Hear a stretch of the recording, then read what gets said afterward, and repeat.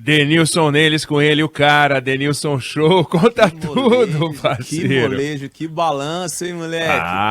Eu aprendi com você, né? Tudo bem? Boa Me tarde aí, inspiro em Nery. você, tudo bom? Ouvintes do Band News FM, uma ótima tarde. Débora, uma ótima Olá. tarde. Bem-vindo de volta. Obrigado. Aproveitou as férias? Muito. Descansou? Ótimo. Bem-vindo, Fábio. Bom, dia de segunda-feira, quando tem uma rodada cheia, né? A gente tá falando aí da 21ª rodada de Campeonato Brasileiro, que se encerra hoje entre Curitiba, o jogo de Curitiba e Santos, fora de casa, né? Um resultado que, por exemplo, o Curitiba vencendo o jogo complica um pouquinho mais a vida do São Paulo. O São Paulo tá muito próximo aí da zona de rebaixamento. Nesse momento são 5 pontos, só separa o São Paulo da zona de rebaixamento. Tô falando isso porque através na coletiva do Rogério Ceni, os planos mudaram, na verdade, né? Porque a princípio era não sofrer no Campeonato Brasileiro. Só que aí as coisas começaram a encaminhar de uma forma até surpreendente dentro não só da Sul-Americana, mas também da Copa do Brasil, que a partir, pelo menos de ontem, da coletiva do Rogério, antes de ontem da coletiva do Rogério, ontem, né? Domingo, né? Não, antes de ontem o jogo. Foi sábado. sábado à noite. São tantos jogos. Ele falou na coletiva que, tem que priorizar um pouquinho mais agora as Copas, né? E deixar o Campeonato Brasileiro de lado. Perigoso. A gente tá falando já de um segundo turno. Segundo turno, normalmente, os times se expõem um pouquinho mais, principalmente os de baixo. Só para citar um exemplo, o Fortaleza que venceu por 3-0, jogando com jogador a menos desde os 30 minutos do primeiro tempo. Venceu o Internacional, hoje respira para sair da zona de rebaixamento. 1 ponto só. Óbvio que eles vão torcer pro Santos, para justamente o Curitiba não se distanciar ali da classificação. O jogo que chamou a atenção do líder, que é o caso do Palmeiras, fez um resultado praticamente no primeiro tempo. Destaque, pelo menos na minha opinião, pro Mike e também pro Gabriel Menino, que o Abel vem recuperando o Gabriel Menino, que depois de um tempo sem jogar bem, muitas vezes acabou nem sendo convocado para os jogos.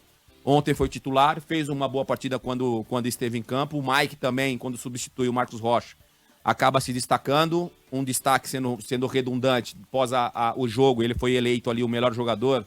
E ele falou, segundo o Mike, que não é normal, né? Ele tem que comemorar muito, agradecer muito, porque não é normal um lateral ganhar o prêmio ali de melhor jogador. E realmente ele jogou muito bem, não só pelo golaço que ele marcou, mas ele jogou muito bem. E o Palmeiras conseguiu fazer um resultado no primeiro tempo, um jogo até sem muita dificuldades através do Goiás. E no segundo tempo conduziu um pouquinho melhor e o Atuesta acabou fazendo o terceiro gol que deu a vitória da equipe do Palmeiras. E a gente indo para BH, um resultado inesperado, né? A gente pode falar isso, né? Atlético Paranaense venceu no último minuto, num belíssimo contra-ataque, numa aula de contra-ataque, fez o terceiro gol. O Atlético vem jogando um futebol que não está convencendo o seu torcedor. Um detalhe também que eu acho importante e que eu não concordo foi a declaração do Hulk, quando ele expõe praticamente o elenco inteiro, todos os sistemas, né? Não só o ataque, meio e defesa, ele fala de vergonha, né, nesses setores, que o time tem que ter mais humildade, que o time tem que ter mais vergonha na cara.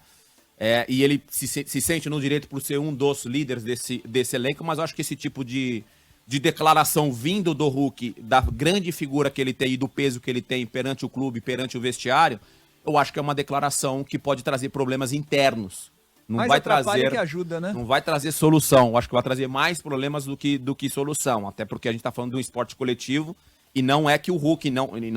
Veja bem, o Hulk não está no seu melhor momento. Ele é um jogador importante, ele é um dos artilheiros do Galo, mas ultimamente ele não vem jogando bem também. Então, assim, com certeza ele tem essa autocrítica. Eu achei que quando ele verbalizou da forma que ele fez, eu acho que traz um pouquinho mais de problema. E para finalizar, a gente precisa também elogiar o grande trabalho que o Fernando Diniz vem fazendo com o Fluminense. O Fluminense venceu o Cuiabá por 1-0, hoje está na parte de cima da tabela. Já há algum tempo que o Fluminense não perde. Vale lembrar, e aí também não é desculpa e não é problema dos outros clubes que estão disputando outras competições. O Fluminense tem só o brasileiro para pensar e tá fazendo valer a pena, né? Tem semana cheia, então o Diniz trabalha o time, e aí chega no final de semana para enfrentar os seus adversários, padrão Diniz, posse de bola, velocidade, jogada pelos lados do campo. O Ganso, mais uma vez, sendo um dos protagonistas, né? Participou diretamente do gol do Cano, que é o artilheiro. E que grata surpresa, né? Mais uma temporada muito positiva do Cano, que é o grande artilheiro. E agora com a aposentadoria do Fred, ele ocupa essa posição como titular e vem fazendo por merecer essa artilharia. E o futebol que o Fluminense vem jogando, a gente precisa falar e exaltar bastante o trabalho do Fernando Diniz e dos protagonistas que são os jogadores. Muito bem, amanhã a gente fala bastante sobre Libertadores. Libertadores é uma semana decisiva, né? Isso. Não só na Libertadores, Também na mas Sul-Americana. também na Sul-Americana. Valeu. Beleza? Um abraço e uma ótima semana pra vocês. Pra Valeu. nós, Isso Dedê, aí. valeu. Denilson neles com Denilson Show. Valeu.